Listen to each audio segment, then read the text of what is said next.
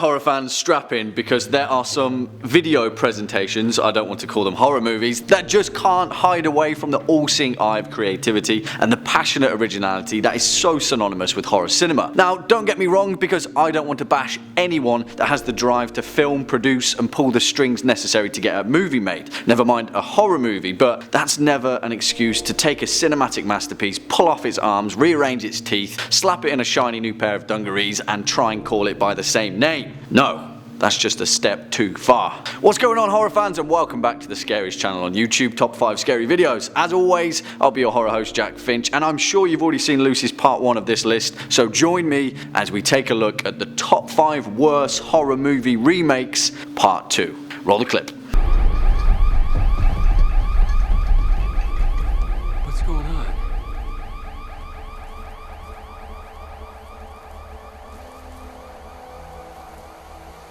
They're here. The bad horror movie remakes. That's who's here. How can you even forgive that? You compare that clip to this.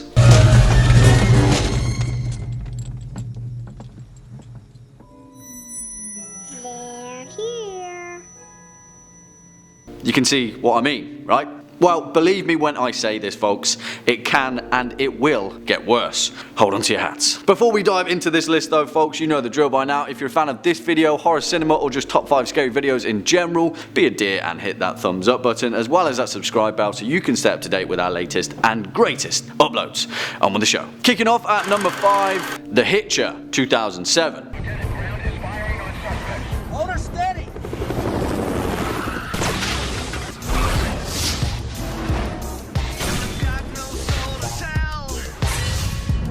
Michael Bay, am I right? Now, I'm not going to lie, I'm a massive fan of Sean Bean. No one can pull off a death scene better than the main man himself. But when you compare his John Ryder to that of Rutger Hauer's, it's not even the same sport. The 2007 remake, directed by Dave Meyers and produced by Michael Bay, is so far away from the 1986 original that it's not even funny. Now, I'm all for taking different spins on horror classics, but when you completely rewrite its DNA, you fail to get the point of pastiche. And what does Michael Bay do? He sticks a bazillion helicopters and automatic rifles into a high-speed chase scene and makes the whole thing go boom. The saddest thing about 2007's The Hitcher is that it's just straight up boring. For a film with such a simple pretext, creepy man stalks guy on lonely highway, David Meyers really makes a point of falling asleep at the wheel. And what do we get as a result of that in a futile attempt to try and wake us up? Just straight up pointless gore, cheap tricks, shock tactics, and a failure to even understand the subtle charm of the 1986 original. 2 thumbs down. Coming in at number 4, The Omen, 2006.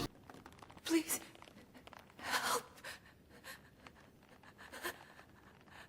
And I still find it hilarious that literally the only reason that this film came into existence was because someone realised they could make a shed ton of money if they released an Omen film on the 6th of June 2006. And I actually paid money to see this film, and there was a Catholic priest at the screening. The whole thing was just a massive cash grab for what was essentially an elaborate marketing campaign. I mean, you can't blame them. I can't complain. I paid money.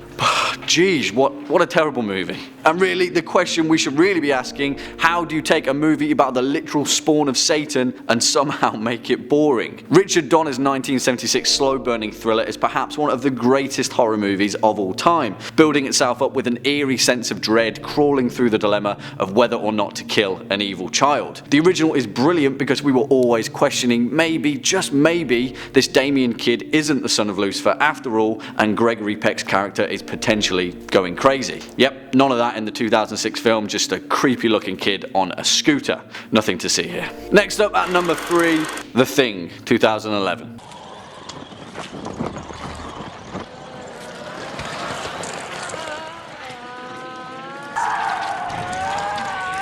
Alright, I'll admit it guys, this one is a personal bias. It's a grudge match, and if I'm being truly fair, this film never fully pledged itself as a remake but intended to be a prequel. Well, in that case, call it something else. In all fairness, John Carpenter's 1982 masterpiece is a remake in itself of 1951's The Thing from Another World, but you know, let's be honest, there's only one movie called The Thing.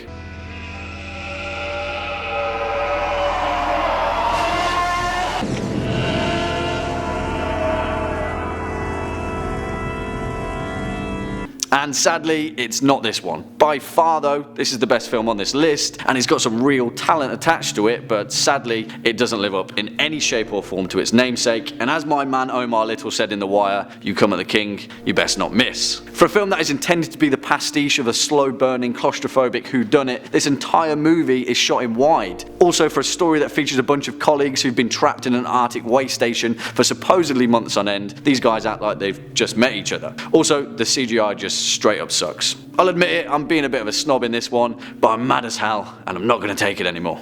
Swinging in at number 2, Poltergeist, 2015.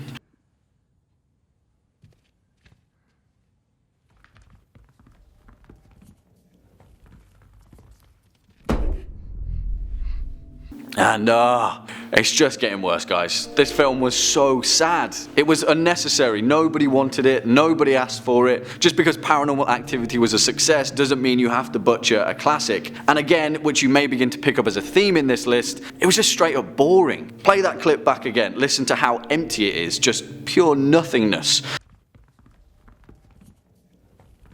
And not in a good way. That's the whole film. I'm not even kidding. Oh, and of course they just had to release it in 3D too, because apparently everyone wanted that. Alright, please don't get me wrong, I love Sam Rockwell, and his performance in this film was stellar. You could tell that he was trying to add some form of life to it with every fibre of his being, but it just fell on deaf ears. I'm pretty sure that no one wanted to remake this movie, but it happened anyway. And what we're left with is a forgettable, cheap, throwaway version of an absolute horror classic. And finally, at our number 1 spot, Day of the Dead, 2008. Yummy. Oh, sorry, yummy. Yummy. I'm sorry. Oh!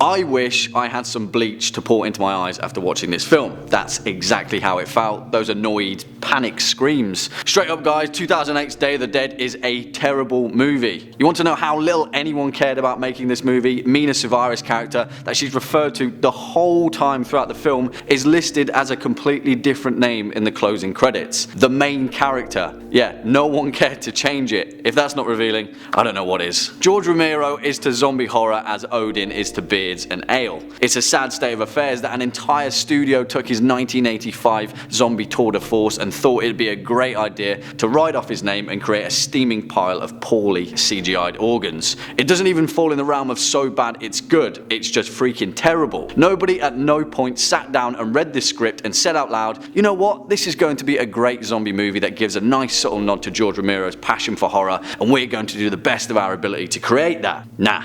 They just said brains, zombies, money. And well, it didn't even make any money. Don't watch it, save yourself 86 minutes of your life. Well, there we have it, horror fans. Cheers for sticking around for my rant. What do you think is the worst horror movie remake of all time? Let us know your thoughts in the comment box down below. Before we depart though, let's take a look at some of your most entertaining comments from the past few days. Chad Worley says, the thing is, Hollywood needs to stop trying to milk these classics for as much money as possible. They need to be creative again, not repetitive. And I 100% agree, Chad Worley. That's the perfect analysis. Sadly though, money makes the world go round, and the pitch of an authentic original sometimes is too great a risk for a studio to take. But there is hope. Just take a look at some of the awesome horror flicks from the past few years. Get Out, Hereditary, The Haunting of Hill House. There's still hope yet. Marcus says, as a rule, I don't watch remakes. Wow, Marcus, buddy, you're a smart guy. Ignorance is bliss, right? Well, unfortunately, folks, that's all we've got time for in today's video. Cheers for sticking around all the way to the end. Make sure to hit that thumbs up button and show us some love in the comment box down below. As always, I've been your host, Jack Finch. You've been watching Top 5 Scary Videos, and until next time, you take it easy.